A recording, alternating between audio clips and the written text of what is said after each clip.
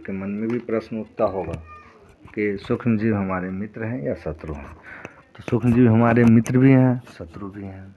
कुछ जगह हमें फ़ायदा देते हैं यहाँ तो मित्र हैं, और कुछ जगह हमें नुकसान दे देते हैं तो शत्रु हैं। ठीक है, क्वेश्चन आती है कि भाई सूक्ष्म जीव किसे कहते हैं। तो सूक्ष्म जीव जिन्हें हम बिना किसी यंत्र की सहायता से नहीं देख सकते सूक्ष्म जीव कहलाते हैं। ठीक है, क्या जवाब देंगे कि सूक्ष्म जीव किसे कहते हैं, उस प्रश्न का आंसर क्या देंगे।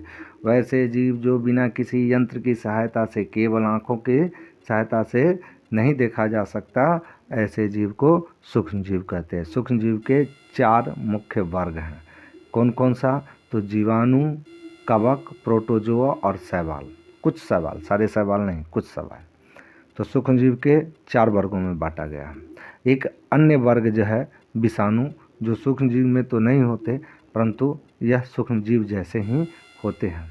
ठीक है, यह सूक्ष्म जीव से थोड़ा भिन्न होते हैं। ये केवल परपोषी में ही गुणन करते हैं, यानी अपना वहाँ प्रजनन करते हैं, अपनी संख्या को बढ़ाते हैं। अर्थात जीवाणु पौधे तथा जंतु कोशिका में गुणन करते हैं। विषाणु के चित्र 2.5 में कुछ चित्र दिए गए हैं। आप आइए विषाणुओं के चित्र देखिए।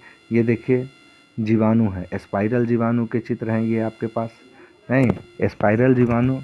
ठीक, और यहाँ पे आपको छड़नुमा जीवाणु है। ठीक है, कुछ विषाणुओं के चित्र देखिए। जैसे देखिए यहाँ पे आपको क्या है, कैलेमाइडोमोनास, स्पाइरल, ठीक है, अमीबा, पैरामीशियम, ये सब कुछ जीवाणु प्रोटोजोआ है। ठीक है ना, प्रोटोजोआ कवक के उदाहरण है आपके पास। ये देखिए राइजोपस, यहाँ पे देख रहे हैं, ब्रेड मोल्ड्स पे पाए जाते हैं। ठीक है ना, पेनिसिलियम, ये इस ढंग के होते हैं, देख रहे हैं पेनिसिलियम। अच्छा, एस्परजिलस, ये देखिए ये किस ढंग के हैं। इसके अलावा और भी कुछ विषाणु देखिए, ये विषाणु, ये देखिए एंटीना लिए हुए, नहीं ये विषाणु है। ठीक है, सूक्ष्म जीव कहाँ रहते हैं। सूक्ष्म जीव एक कोशिकीय हो सकते हैं, बहुकोशिकीय हो सकते हैं। जो एक कोशिकीय जीव है जैसे जीवाणु, शैवाल, प्रोटोजोआ, और कुछ बहुकोशिकीय हैं जैसे कई प्रकार के शैवाल, कवक। ये बर्फीली ज़मीन यानी शीत वाली ज़मीन जहाँ काफ़ी ठंड होती है वहाँ भी रह लेते हैं। यह गर्म उष्ण प्रदेश में भी रह लेते हैं जहाँ गर्मी होती है। यह मरुस्थल में भी पाए जाते हैं, दलदल में भी पाए जाते हैं। यह मनुष्य के शरीर में, जंतुओं के शरीर के अंदर भी रहते हैं। कुछ तो सूक्ष्म जीव दूसरों सजीव पर आश्रित होते हैं, जबकि कुछ अत्यंत स्वतंत्र रूप से पाए जाते हैं, जैसे अमीबा है। ये सूक्ष्म जीव अकेले रह सकते हैं, जबकि कवक एवं जीवाणु समूह में रहते हैं। सूक्ष्म जीव और हम। सूक्ष्म जीवों की हमारे जीवन में महत्वपूर्ण भूमिका है। इसमें से कुछ हमारे लिए लाभदायक हैं तो कुछ हमारे लिए हानिकारक हैं। जीवों में रोगों के कारक हैं। आइए हम विस्तार से इनका अध्ययन करते हैं। देखिए, मित्रवत सूक्ष्म जीव विभिन्न कार्यों में उपयोगी किए जाते हैं। इनका उपयोग दही, ब्रेड और केक बनाने में किया जाता है। प्राचीन काल से ही सूक्ष्म जीवों का उपयोग एल्कोहल बनाने में किया जाता रहा है। पर्यावरण को स्वच्छ रखने के लिए भी इनका उपयोग किया जाता है। उदाहरण के लिए कार्बनिक अवशिष्ट जैसे सब्जी के छिलके, जंतुओं के अवशेष जैसे गोबर हो गया, मलमूत्र हो गया, का अपघटन हम जीवाणुओं के द्वारा कराते हैं और इनसे हमें हानिकारक पदार्थ नहीं बनते, यानी हानि रहित पदार्थ बनते हैं। स्मरण कीजिए कि आप जीवाणुओं का उपयोग औषधि उत्पादन एवं कृषि में मृदा की उर्वरकता में वृद्धि करने में भी किया जाता है, जिससे नाइट्रोजन स्थिरीकरण कहते हैं। नाइट्रोजन स्थिरीकरण पे हम आगे पढ़ेंगे थोड़ा डिटेल से। पहले यहाँ देखते हैं दही एवं ब्रेड बनाने में सूक्ष्म जीव का उपयोग। ये बात हमने कक्षा 7 में पढ़ चुके हैं कि जीवाणु दूध को दही में परिवर्तित कर देता है। हमने अपनी माँ को गर्म गुनगुने दूध में थोड़ा सा दही मिलाते हुए देखा है, जिससे दही जम जाता है। हमें आश्चर्य हुआ कि ऐसा क्यों होता है। दही में अनेक सूक्ष्मजीव पाए जाते हैं, जिसमें लैक्टोबैसिलस नामक जीवाणु प्रमुख है, जो दूध को दही में परिवर्तित कर देता है। वह दूध में प्रजनन कर जब हम जोड़न के रूप में थोड़ा सा दही डालते हैं गुनगुने दूध में, तो वह गुनगुने दूध में वो जो जोड़न रूपी दही है, उसके जो जीवाणु होते हैं वो जनन करते हैं और अपनी संतति को बढ़ाते हैं और इतना बढ़ाते हैं कि संपूर्ण दूध दही में परिवर्तित हो जाता है। जीवाणु पनीर, चीज़, अचार और अनेक खाद्य पदार्थ के उत्पादन में सहायक है। रावा, सूजी, इडली एवं भटूरे का एक महत्वपूर्ण संगठक दही है। क्या आप अनुमान लगा सकते हैं कि ऐसा क्यों? जीवाणु एवं यष्टि चावल के आटे के किण्वन में सहायक होते हैं, जिससे इडली एवं डोसा बनता है। ये जानते हैं कि हम इन जीवाणुओं का उपयोग इन सभी खाद्य पदार्थ को बनाने में क्यों करते हैं? क्योंकि ये जीवाणु चीज़ों को थोड़ा फुला देते हैं, जिससे इनके बीच कार्बन डाइऑक्साइड गैस बनता है और ये स्पंजी हो जाते हैं और खाने में मुलायम एवं सॉफ्ट लगते हैं। यही कारण है कि हम इनमें किण्वन कराते हैं। जैसे देखिए, एक बर्तन में आप 1/2 किलोग्राम आटा यानी आधा किलो आटा अथवा मैदा लेकर उसमें थोड़ा सा चीनी डालकर गर्म पानी मिलाइए, ठीक है। और गर्म पानी मिलाने के बाद इसे थोड़ी मात्रा में यीस्टी पाउडर मिलाकर गूँथ लीजिए, यानी इसको सान लीजिए। आप 2 घंटे बाद क्या देखेंगे कि आपके गूँथे हुए मैदे को उठा हुआ यानी फूला हुआ पाएंगे। ये यीस्टी पाउडर के साथ मैदा को हमने मिलाया, खमीर द्वारा उठी हुई मैदा इस तरह से दिखेंगे जो आपको चित्र पे दिख रहे हैं, ठीक है। यीस्टी तीव्रता से जनन करके श्वसन के दौरान कार्बन डाइऑक्साइड गैस उत्पादित करती है और ये गैस के बुलबुले खमीर वाले मैदे का आयतन बढ़ा देता है, अर्थात फुला देता है। यह बेकिंग उद्योग में यीस्टी का उपयोग का आधार है, जिसमें ब्रेड, पेस्ट्री एवं केक बनाने में प्रयोग किया जाता है। यही कारण है, इन्हीं यीस्टी के कारण ये फूले फूले और स्पंजी लगते हैं हमें। सूक्ष्म जीवों का वाणिज्यिक उपयोग यानी सूक्ष्म जीव का व्यापार में उपयोग, वाणिज्यिक यानी व्यापार में क्या उपयोग है? तो बड़े स्तर पर एल्कोहल, शराब एवं एसिटिक एसिड के उत्पादन में सूक्ष्म जीवों का उपयोग किया जाता है। जौ, गेहूँ, चावल एवं फलों के रसों में उपस्थित प्राकृतिक शर्करा में यीस्टी द्वारा एल्कोहल एवं शराब का उत्पादन किया जाता है। आइए क्रियाकलाप 2.4 देखते हैं। कहता है 500 ml का एक बीकर लेकर इसमें 3/4 भाग जल भरिए और इसमें 2 से 3 चम्मच चीनी घोल और इसमें आधा चम्मच यीस्टी पाउडर डालिए।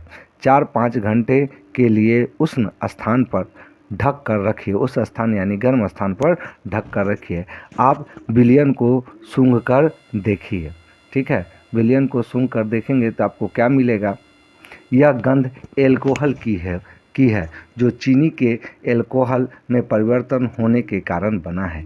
चीनी के एल्कोहल में परिवर्तन की यह प्रक्रिया किण्वन अथवा फर्मेंटेशन कहलाता है। लुई पाश्चर ने किण्वन की खोज 1857 ईस्वी में की। सूक्ष्म जीवों के औषधीय उपयोग। सूक्ष्म जीव का हम औषधि में भी उपयोग करते हैं। जब कभी आप बीमार पड़ते हैं तो डॉक्टर आपको पेनिसिलिन का एक इंजेक्शन देते हैं अथवा कई अन्य प्रतिजैविक की गोली अथवा कैप्सूल देते हैं। इन औषधियों का स्रोत सूक्ष्म जीव है।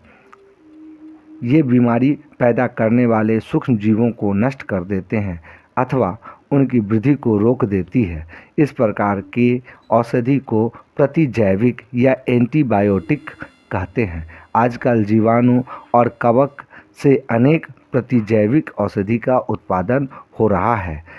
स्ट्रेप्टोमाइसिन, टेट्रासाइक्लिन और एरिथ्रोमाइसिन सामान्य रूप से उपयोग की जाने वाली प्रतिजैविक एंटीबायोटिक दवाएं हैं जिनमें कवक एवं जीवाणु से उत्पादित किया जाता है।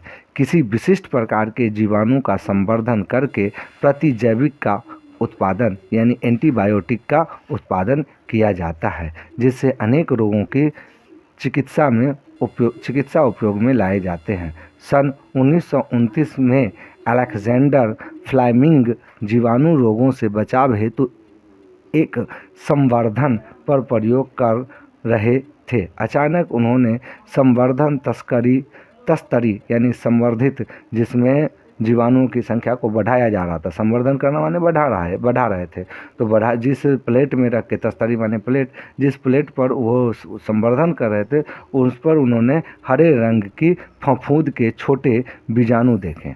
उन्होंने पाया कि यह फफूंदी जीवाणु की वृद्धि को रोकता है और यह तथ्य पाया कि यह बहुत सारे जीवाणु फफूंद द्वारा मारे गए हैं। इस प्रकार फफूंद से पेनिसिलिन नामक एंटीबायोटिक प्रतिजैविक औषधि बनाई गई यानी एंटीबायोटिक बनाई गई, और ये आज तक हमारे समाज में उपयोग होता है डॉक्टरों के द्वारा। ठीक है। पशु आहार एवं कुक्कुट आहार में भी प्रतिजैविक मिलाए जाते हैं, जिसका उपयोग पशुओं में सूक्ष्म जीवों का संचरण रोकना यानी सूक्ष्म जीवों के कारण होने वाले बीमारी को रोकना, प्रतिजैविक का उपयोग कुछ पौधे के रोग नियंत्रण के लिए भी किया जाता है। प्रतिजैविक यानी एंटीबायोटिक का उपयोग मनुष्य पे, जीव जंतु पर, पेड़ पौधों पर किया जाता है। ध्यान रखना चाहिए कि डॉक्टर की सलाह पर ही हम प्रतिजैविक अर्थात एंटीबायोटिक की दवाएं लेनी चाहिए तथा उस दवा का कोर्स भी पूरा करना चाहिए। यदि आप प्रतिजैविक उस समय लेंगे जब आप उसकी आवश्यकता नहीं है, तो अगली बार जब आप बीमार होंगे और आपको प्रतिजैविक की आवश्यकता होगी तो वह उतनी प्रभावी नहीं होगी। इसके अतिरिक्त अनावश्यक रूप से ली गई प्रतिजैविक शरीर में उपस्थित उपयोगी जीवाणु को नष्ट कर देती है। सर्दी, जुकाम एवं फ्लू में प्रतिजैविक प्रभावशाली नहीं है क्योंकि यह रोग विषाणु द्वारा होता है। ठीक है। तथा हमें एंटीबायोटिक यानी प्रतिजैविक जब लेना चाहिए तो डॉक्टर के सलाह से ही लेना चाहिए। देखिए, वैक्सीन, टीका जो हम लेते हैं, शिशु एवं बच्चों को टीका क्यों लगाया जाता है? आप देखे होंगे बच्चों को प्रति क्षमता के लिए एंटीबायोटिक टीके लगाए जाते हैं। तो क्यों लगाए जाते हैं? ठीक है, जब रोग कारक सूक्ष्मजीव हमारे शरीर में प्रवेश करते हैं तो उनसे लड़ने के लिए हमारा शरीर प्रतिरक्षी उत्पन्न करता है। यानी जब हमारे शरीर में कोई रोग उत्पन्न करने वाले विषाणु या जीवाणु सूक्ष्म जीव घुसते हैं तो उससे लड़ने के लिए हमारा शरीर प्रतिरक्षी एंटीबायोटिक उत्पन्न करता है। शरीर को यह भी स्मरण रहता है कि वही सूक्ष्म जीव अगर हमारे शरीर में पुनः प्रवेश करे तो वह उसे किस प्रकार लड़ जाएगा। जैसे मान लीजिए एक बार आपको किसी एक प्रकार के सूक्ष्म जीव के द्वारा आपको बीमारी हुई तो आपका शरीर इस बात को याद रख लेता है कि वह जीवाणु या विषाणु किस प्रकार के थे और उससे किस तरह से लड़ के पार पाया गया। यह आपका शरीर याद रखता है। दोबारा जब आप उस बीमारी से या उस जीवाणु से ग्रसित होंगे तो आपका शरीर स्वतः उससे लड़ के आपको स्वस्थ रखेगा। ठीक है, इस प्रकार वह लड़ जाता है। अतः यदि मृत अथवा निष्क्रिय सूक्ष्मजीव को स्वस्थ व्यक्ति के शरीर में प्रविष्ट कराया जाए तो शरीर की कोशिकाएं उसी के अनुसार लड़ने के लिए प्रतिरक्षी उत्पन्न करके रोग कारक को नष्ट कर देती है। इसमें यह प्रतिरक्षी हमारे शरीर में सदा के लिए बनी रहती है तथा रोग कारक सूक्ष्मजीव से हमारी सदा के लिए सुरक्षा होती है। इस प्रकार की व्यवस्था को ही टीका कहते हैं। यही व्यवस्था टीका का कार्य करता है। जैसे हैजा, क्षय, चेचक, हेपेटाइटिस जैसे अनेक बीमारियों को वैक्सीन यानी टीका द्वारा रोका जाता है। ठीक है, तो हमने क्या समझा, टीका क्या है? तो टीका ये वह प्रक्रिया है जिसमें हमें इन विषाणुओं को मृत या अधमरे जीवाणु दवा के रूप में हमारे शरीर में डाल दी जाती है, जिससे बचने के लिए हमारा शरीर एंटीबायोटिक उत्पन्न करता है, जीव प्रति क्षमता उत्पन्न करता है नहीं, और वो उससे लड़ करके हमारे शरीर को बचाता है, और यह हमारे शरीर में हमेशा के लिए रह जाता है। यही हो गया टीका का रूप। एडवर्ड जेनर ने चेचक के लिए 1798 में चेचक के टीके की खोज की थी। आपने बचपन में आपको भी अनेक रोगों से रक्षा के लिए टीके वैक्सीन दिए गए होंगे। क्या आप इन रोगों की सूची तैयार कर सकते हैं? इसके लिए आप अपने माता पिता की मदद ले सकते हैं। सभी बच्चों को इन रोगों से सुरक्षा की आवश्यकता है। आवश्यक टीके निकट के अस्पताल में उपलब्ध होते हैं। बच्चों को पोलियो से बचने के लिए आपने टेलीविज़न एवं समाचार पत्रों में पोलियो के टीकाकरण के विज्ञापन पल्स पोलियो देखे होंगे। पोलियो ड्रॉप बच्चों को दिया जाने वाला वास्तव में एक टीका वैक्सीन है। चेचक के विरुद्ध विश्वव्यापी अभियान चलाया गया, जिसे परिणाम स्वरूप विश्व के अधिकांश भागों से चेचक का उन्मूलन हो गया। आजकल सूक्ष्म जीवों से टीके का उत्पादन बड़े स्तर पर किया जाता है, जिसमें मनुष्य एवं अनेक जंतुओं को अनेक रोगों से बचाया जाता है। मिट्टी की उर्वरकता में वृद्धि। देखिए, सूक्ष्म जीवों का उपयोग करके हम मिट्टी की उर्वरकता में वृद्धि करते हैं, यानी मिट्टी को अधिक अच्छा बनाते हैं। कुछ जीवाणु जैसे नीले हरे शैवाल, ठीक है, ये चित्र में आपको दिखाया है 2.7 चित्र में, ये देखिए नीले और हरे शैवाल। इन जीवों का उपयोग करके, देख रहे हैं ये और ये कि ये है, ठीक है, इन जीवों का उपयोग करके हम वायुमंडलीय नाइट्रोजन का स्थिरीकरण कर सकते हैं। वायुमंडल में हम जानते हैं वायु में 78% नाइट्रोजन है, और इन नाइट्रोजन का मिट्टी के अंदर होना पौधे के लिए काफ़ी अच्छा होता है। तो ये मिट्टी में कैसे जाएंगे, वायुमंडलीय नाइट्रोजन मिट्टी में कैसे जाएंगे? ठीक है, तो ये एक खास प्रकार के पौधे, जिसे दलहन पौधे कहते हैं, कि जड़ों में राइजोबियम नामक एक सूक्ष्म जीव पाए जाते हैं। यह दलहन पौधे के जड़ों में रहते हैं, जो पौधे द्वारा प्राप्त किए गए नाइट्रोजन को मिट्टी में शामिल कर देते हैं, और मिट्टी में नाइट्रोजन का संवर्धन हो जाता है तथा उनकी उर्वरकता में वृद्धि होती है। और इनमें सामान्यतः जैविक नाइट्रोजन स्थिरीकरण कहते हैं। इस हानिकारक सूक्ष्म जीव अनेक प्रकार से हानिकारक है। कुछ सूक्ष्म जीव मनुष्य, जंतुओं एवं पौधों में रोग उत्पन्न करते हैं। रोग उत्पन्न करने वाले ऐसे सूक्ष्म जीवों को रोगाणु अथवा रोगजनक कहते हैं। कुछ सूक्ष्म जीव भोजन, कपड़े एवं चमड़े की वस्तुओं को संदूषित अर्थात गंदा कर देती है, खराब कर देती है। आइए इनके बारे में विस्तार से जानते हैं, उनकी हानिकारक गतिविधियों के विषय में और अधिक जानकारी प्राप्त करते हैं। मनुष्यों में रोग कारक सूक्ष्म जीव। मनुष्य में रोग उत्पन्न करने वाले सूक्ष्म जीव श्वसन द्वारा यानी सांस द्वारा, पेयजल पीने वाले पानी के द्वारा, भोजन के द्वारा हमारे शरीर में प्रवेश करते हैं। संक्रमित व्यक्ति यानी जिसको बीमारी हो गया है, वैसे व्यक्ति को संक्रमित व्यक्ति अथवा जंतु के सीधे संपर्क में आने पर भी रोग का संचरण अर्थात फैलाव हो जा सकता है। सूक्ष्म जीवों द्वारा होने वाले ऐसे रोगों जो एक संक्रमित व्यक्ति से स्वस्थ व्यक्ति में वायु, जल, भोजन अथवा कायिका संपर्क, कायिका या अन्य किसी प्रकार के संपर्क द्वारा फैलता है, ऐसे फैलने वाले बीमारी को हम संचरणीय बीमारी या रोग कहते हैं। इस प्रकार के रोग के कुछ उदाहरण हैं हैजा, सामान्य सर्दी जुकाम, चिकन पॉक्स एवं क्षय रोग। चिकन पॉक्स जिसको माता मैया कहते हैं, क्षय रोग, ठीक है। जब जुकाम से पीड़ित कोई व्यक्ति छींकता है तो सूक्ष्म बिंदुओं के साथ हजारों रोग कारक वायरस विषाणु भी वायु में आ जाते हैं। यह वायरस श्वसन के साथ ली जाने वाली वायु के साथ हमारे शरीर में प्रवेश कर जाते हैं और हमें भी संक्रमित कर देते हैं। ठीक है।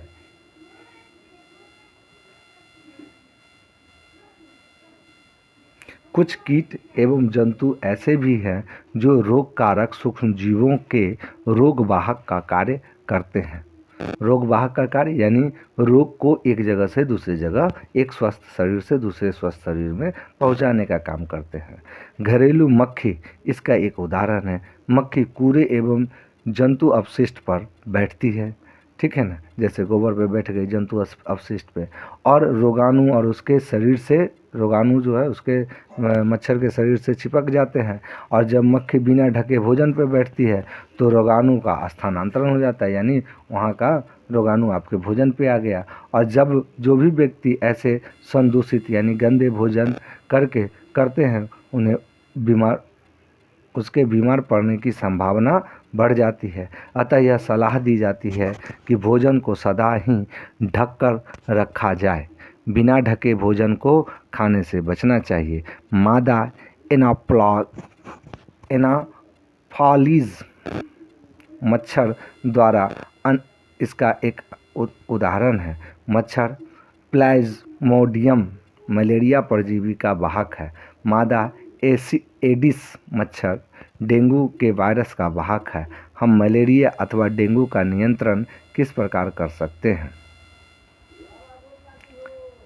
देखिए, सभी मच्छर जल में उत्पन्न होते हैं। हम पानी को कहीं भी रुका नहीं रहने देना चाहिए। कूलर, टायर, फूलदानों इत्यादि में कहीं भी जल को एकत्रित न होने दें। अतः अपने आसपास के स्थानों को स्वच्छ एवं शुष्क यानी सूखा बनाकर रखें। हम मच्छरों को पैदा होने से रोक सकते हैं। ऐसे उपायों की सूची बनाने का प्रयास कीजिए जिससे अपना कर मलेरिया को फैलने से रोका जा सकता है। अर्थात हम कहीं कह दें कि कहीं भी पानी जमा रहने नहीं देंगे। पानी जब जमा रहता है तो उससे में बीमारी फैलाने वाले जीवाणु, कीटाणु, मच्छर, मक्खी आदि फैलते हैं। आइए हम देखते हैं कुछ मानव रोग, उनके रोग कारक सूक्ष्मजीव संचरण के तरीके यानी वो कैसे फैलते हैं और उनसे बचाव के क्या उपाय हम कर सकते हैं। जैसे क्षय रोग देखिए, यह जीवाणुओं द्वारा होता है। यह फैलता है वायु के द्वारा और इसे बचाव के उपाय है कि रोगी व्यक्ति को पूरी तरह से अन्य व्यक्ति से अलग रखा जाए। रोगी की व्यक्तिगत वस्तु को अलग रखना चाहिए। जो भी वह तौलिया चादर वगैरह जो यूज करता है उसको अलग रखना चाहिए और समय पर टीकाकरण उसका होना चाहिए। खसरा जो है वायरस से वायु द्वारा फैलता है। चिकन पॉक्स वायरस से वायु के या सीधे संपर्क में आने से होता है। पोलियो वायरस से फैलता है, यह भी वायु और जल के द्वारा फैलता है। हैजा, टाइफाइड ये दोनों जीवाणु के द्वारा होता है। ये इनका फैलाव जल भोजन के द्वारा होता है। टाइफाइड का तो फैलाव जल के द्वारा होता है। हेपेटाइटिस ए वायरस है और यह जल के द्वारा फैलता है। उबले हुए पेयजल का प्रयोग करना चाहिए, टीकाकरण होना चाहिए। मलेरिया एक प्रोटोजोआ है। मलेरिया प्रोटोजोआ नामक सूक्ष्मजीव है और यह मच्छर के द्वारा फैलता है। मच्छरदानी का प्रयोग करके, मच्छर भगाने वाले रसायन का उपयोग करके, कीटनाशक का छिड़काव करके मच्छर के प्रजनन को रोकने के लिए जल के किसी भी स्थान पर एकत्रित न होने देने से इनका नियंत्रण किया जा सकता है। मनुष्य में होने वाले कुछ सामान्य रोग, उनके फैलने और रोकने के कुछ उपयोग तालिका 2.1 में दर्शाए गए हैं। आइए देखते हैं हम आपको जंतुओं में रोग कारक जीवाणु। जंतु में भी रोग होते हैं। अनेक सूक्ष्मजीव केवल मनुष्य एवं पौधे में ही रोग के कारक नहीं है वरन वे दूसरे जंतुओं में भी रोग के कारक है। रॉबर्ट कोच ने सन 1876 में बेसिलस एंथ्रेक्स नामक जीवाणु की खोज की जो एंथ्रेक्स रोग का कारक है। यह उदाहरण के लिए एंथ्रेक्स मनुष्य एवं मवेशी में होने वाला भयानक रोग है जो जीवाणु द्वारा होता है। गाय के खुर में मुंह का रोग वायरस द्वारा होता है। गाय के खुर में और उसके मुंह में जो रोग होता है वो वायरस द्वारा होता है। पौधे में रोग उत्पन्न करने वाले सूक्ष्मजीव। अनेक सूक्ष्मजीव गेहूँ, चावल, आलू, गन्ना, संतरा, सेब इत्यादि पौधे में रोग के कारक होते हैं। रोग के कारण फसल के उपज में कमी आ जाती है। तालिका 2.2 में कुछ पादप रोग दर्शाए गए हैं और कुछ रसायन का प्रयोग करके इन सूक्ष्मजीवों पर नियंत्रण किया जा सकता है। जैसे देखिए, पादप रोग नींबू और कैंकर, नींबू कैंकर, ये सूक्ष्मजीव जीवाणु द्वारा होते हैं। संचरण का तरीका वायु है, यानी वायु से होकर फैलते हैं। गेहूं में रस्ट नाम की बीमारी होती है जो कवक के द्वारा, जिसका सूक्ष्मजीव कवक होता है और यह वायु और बीज के द्वारा फैलता है। ठीक है। भिंडी के पीत जो है, इसमें जो सूक्ष्मजीव उत्तरदायी है इस रोग को फैलाने के लिए, वह वायरस और यह कीटों के द्वारा फैलता है। एक कीट इस वायरस को एक जगह से दूसरी जगह पहुंचा देते हैं। खाद्य विषाक्तन यानी फूड पॉइजनिंग क्या है? तो बूझो के एक मित्र ने उसे एक पार्टी में आमंत्रित किया। ठीक है ना, बूझो और पहेली ठीक है ना, आमंत्रित किया। वहाँ उन्होंने अनेक प्रकार के व्यंजन खाए। घर आने पर उसे वमन यानी उल्टी होने लगी। उसे अस्पताल ले जाया गया। डॉक्टर ने बताया कि इसे खाद्य विषाक्तता के कारण होने वाली स्थिति है, अर्थात फूड पॉइजनिंग के कारण होने वाली स्थिति है। देखिए, पहेली को आश्चर्य होता है कि भोजन विष कैसे बन सकता है। तो सूक्ष्मजीव द्वारा संदूषित यानी सूक्ष्म जीव द्वारा गंदा किया हुआ भोजन करने से खाद्य विषाक्तता हो सकता है। हमारे भोजन में उत्पन्न होने वाले सूक्ष्मजीव कभी कभी विषैले पदार्थ उत्पन्न करते हैं। यह भोजन को विषाक्त बना देता है, जिसके सेवन से व्यक्ति भयंकर रूप से रोगी हो सकता है अथवा कभी कभी उसकी मृत्यु भी हो सकती है। अतः यह आवश्यक है कि हम भोजन को संदूषित यानी गंदा होने से बचाएं। हमेशा ढक कर रखें, नहीं साफ सुथरे स्थान पर रखें और साफ हाथों का से ही प्रयोग करें लेने देने में। देखिए, खाद्य परिरक्षण खाद्य परिरक्षण क्या है? यानी खाद्य पदार्थ को सुरक्षित रखना की विधि को खाद्य परिरक्षण कहते हैं। अध्याय 1 में हमने खाद्य बीजों के परिरक्षण यानी सुरक्षित करने एवं भंडारण के उपायों के विषय में पढ़ा था। हम पके हुए भोजन का घर पर परिरक्षण किस प्रकार कर सकते हैं। आप जानते हैं कि खुले एवं नम स्थान पर, नम यानी नमी वाले स्थान पर रखी ब्रेड पर कवक आक्रमण कर देता है। सूक्ष्मजीव हमारे भोजन को संदूषित गंदा कर देते हैं। संदूषित भोजन से दुर्गंध आने लगती है, इसका स्वाद भी खराब हो जाता है और रंग रूप में भी परिवर्तन आ सकता है। क्या भोजन का संदूषण एक रासायनिक अभिक्रिया है? बिल्कुल है। पहेली ने कुछ आम खरीदे, परंतु कई दिनों तक वह उन्हें नहीं खा पाई। बाद में उन्होंने देखा कि वे आम सड़ गए, परंतु वह जानती है कि उसकी दादी द्वारा बनाए गए आम का अचार काफ़ी समय तक संदूषित नहीं होता। वह भ्रमित है कि ऐसा क्या हुआ, मेरे द्वारा लाया गया आम तुरंत खराब हो गया 1 सप्ताह में, जबकि दादी के बनाया गया वही आम का अचार अभी कई वर्षों से अच्छा है। तो ये ऐसा क्यों हुआ? वह उसके मन में क्वेश्चन उठता है। तो उसने इसका इस प्रकार अपने भोजन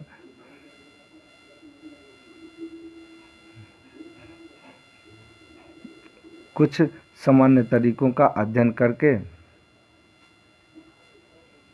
रासायनिक उपाय, नमक एवं खाद्य तेल का उपयोग सूक्ष्मजीवों की वृद्धि रोकने के लिए सामान्य रूप से किया जाता है।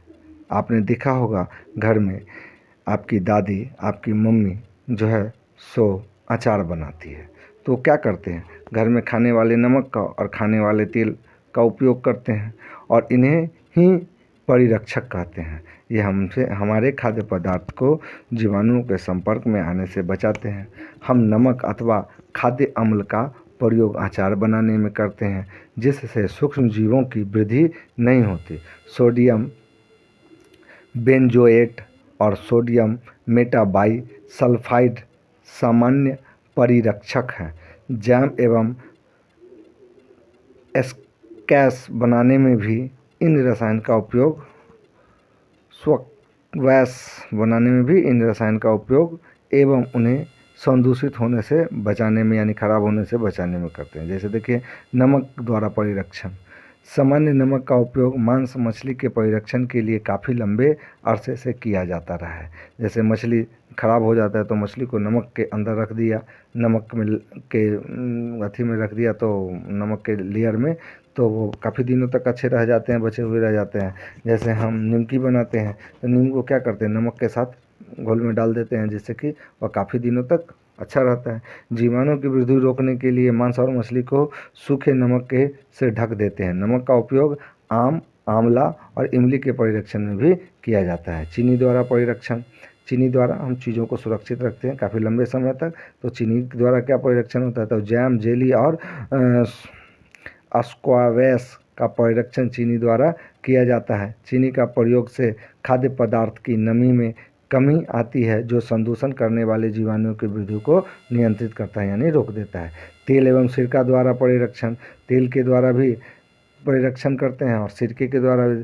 तेल एवं सिरके का उपयोग अचार को संदूषण यानी खराब होने से बचाने के लिए किया जाता है, क्योंकि इसमें जीवाणु जीवित नहीं रह सकते। सब्जी और फल, मछली तथा मांस का परिरक्षण भी इसी विधि द्वारा किया जाता है। परिरक्षण का अर्थ हुआ उन्हें खराब होने से बचाने के उपाय करना।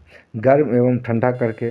आपने अपनी माँ को दूध उबाल कर रखते हुए देखा होगा। उबालने से अनेक सूक्ष्म जीव नष्ट हो जाते हैं। ठीक है, तो इसी को कहा गर्म एवं उबाल करके हम करते हैं। इस प्रकार से अपना भोजन हम रेफ्रिजरेटर में भी रखते हैं, क्योंकि यहाँ कम ताप पर भी सूक्ष्म जीव की वृद्धि रुक जाती है और रेफ्रिजरेटर में रख करके हम सामान को बचा सकते हैं। देखिए, पाश्चीकृत दूध को बिना उबाले इस्तेमाल किया जा सकता है, क्योंकि यह सूक्ष्म जीवों से मुक्त होता है। ठीक है, इसके लिए दूध को 70 सेंटीग्रेड पर 15 से 30 सेकेंड के लिए गर्म करते हैं और फिर एकाएक ठंडा कर उसका भंडारण कर लेते हैं। ऐसा करने से सूक्ष्म जीवों की वृद्धि रुक जाती है। इस प्रक्रिया की खोज लुईस पाश्चर नामक वैज्ञानिक ने किया था। इसी कारण इसे पाश्चीकरण कहते हैं। भंडारण एवं पैकिंग। आजकल मेवे तथा सब्जी भी वायुरोधी सील यानी ऐसे पैकेट में हम बंद करते हैं जिसमें हवा न लगे, पैकेट में बेचे जाते हैं, जिससे सूक्ष्मजीवों से सुरक्षा होती है। नाइट्रोजन स्थिरीकरण, इसको देखते हैं।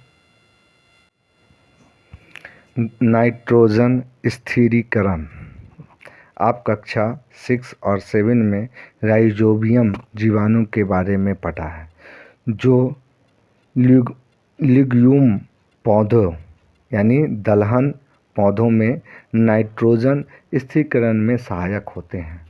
स्मरण कीजिए कि राइजोबियम लिग्यूम पौधे की ग्रंथिकाओं में रहते हैं, जैसे सेम, मटर, जो एक सहजीविता है। कभी कभी त्वरित विद्युत द्वारा भी नाइट्रोजन का स्थिरीकरण होता है, परंतु आप जानते हैं कि नाइट्रोजन की मात्रा वायुमंडल में स्थिर रहती है, यानी वायुमंडल में नाइट्रोजन की मात्रा घटती बढ़ती नहीं है।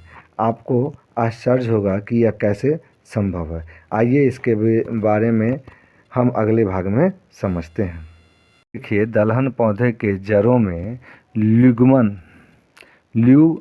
लैग्यूम पौधे के जड़ों में ये जो ग्रंथियाँ होती है, यहीं राइजोबियम नामक जीवाणु रहते हैं, जो वायुमंडल से पौधे द्वारा प्राप्त किए गए नाइट्रोजन को भूमि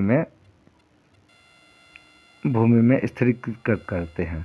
इनको आइए हम ज़रा देखते हैं कि कैसे स्थिरीकरण करते हैं। तो नाइट्रोजन का स्थिरीकरण कक्षा 6 और 7 में राइजोबियम जीवाणु के बारे में पढ़ा है, जो लैग्यूम पौधे अर्थात दलहन पौधे में नाइट्रोजन स्थिरीकरण में सहायक होते हैं। स्मरण कीजिए कि राइजोबियम लैग्यूम पौधे की ग्रंथिकाओं में रहते हैं। नहीं, लेग्यूम पौधे की ग्रंथिकाएँ, लेग्यूम माने दलहन पौधे की ग्रंथिकाएँ। ग्रंथिकाएँ कहाँ है? यह देखिए यहाँ पे दिख रहा है ना, ये थोड़ा सा गोल गोल, ठीक है, यही है लेग्यूम पौधे की ग्रंथियाँ, यानी दलहन पौधे की ग्रंथियाँ, ठीक है। तो ये क्या करते हैं?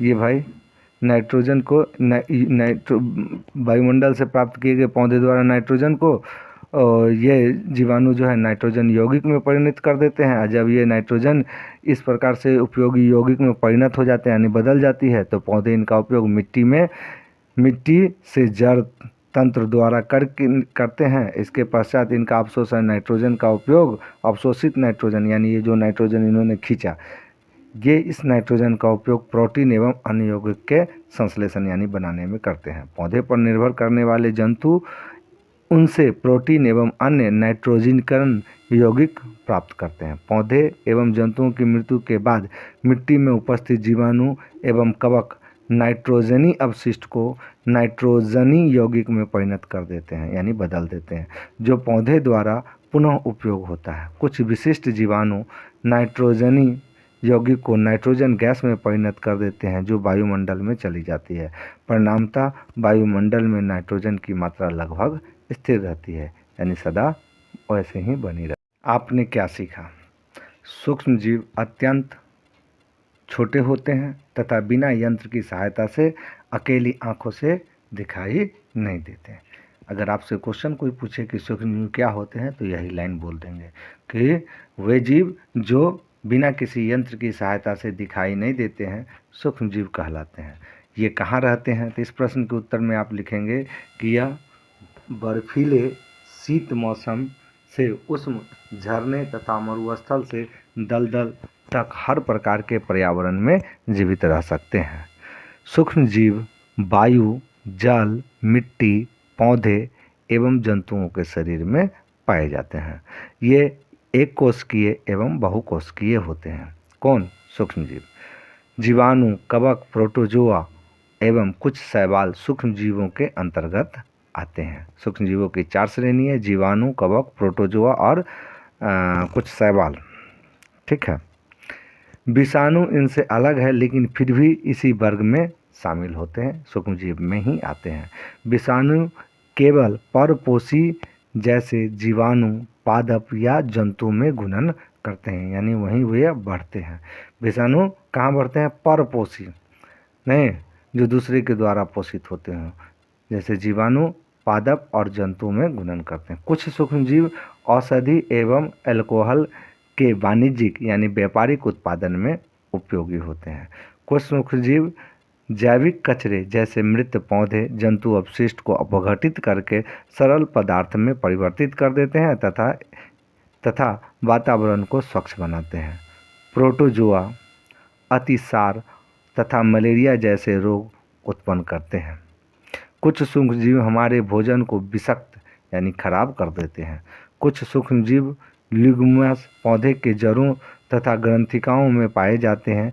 ये वायुमंडलीय नाइट्रोजन को मिट्टी में स्थिरीकृत कर देते हैं, जिससे मिट्टी की उर्वरकता में वृद्धि होती है। मिट्टी में उपस्थित कुछ जीवाणु और नीले हरे शैवाल वायुमंडलीय नाइट्रोजन को स्थिरीकृत कर नाइट्रोजनिक यौगिक में परिवर्तन कर देते हैं।